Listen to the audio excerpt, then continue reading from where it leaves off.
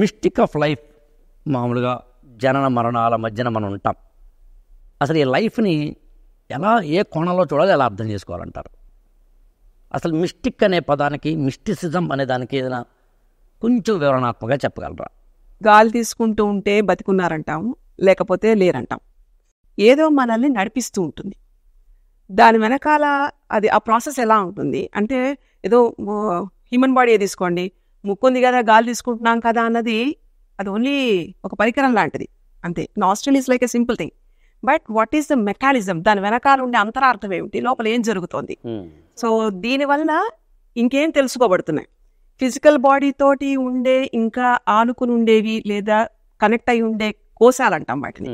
So ఈ పంచకోశాల మీద grip ఎలా వస్తుంది, మనం తీసుకుంటున్న ఈ ప్రాణాయామ ప్రక్రియ ఏదైతే ఉందో అది నిజంగా పర్ఫెక్ట్ గా ఉంటే మనిషి సాధించలేని ఎంతైతే ఇప్పుడు మనం సైంటిఫిక్ గా చూస్తున్నామో అంతలోనూ లోపలికి వెళ్ళగలం. అదర్ డైమెన్షన్స్ కూడా మనం తెలుసుకునేంత విజ్ఞానం, పొంచి ఉన్న విజ్ఞానం వైపు మన దృష్టిని పెట్టగలం. ఇలాంటి సందర్భంలో మిస్టిసిజం అంటే ఒకటే తెలియని తెలుసుకోవడం, మార్మికత, గుప్తంగా ఉన్నది బహిర్గతం చేయడం. అది ప్రతి వాళ్ళకి, సృష్టిలో ఎన్ని జీవరాశులు ఉన్నాయో ప్రతి వాళ్ళకి వాళ్ళ పాత్రను అనుసరించి ఒక బద్ధత నియమంతో ఉండే ఒక ఈ సైకిల్లో ఏదైతే ఉంటుందో దాన్ని ఓపెన్ చేయడం. ఓకే.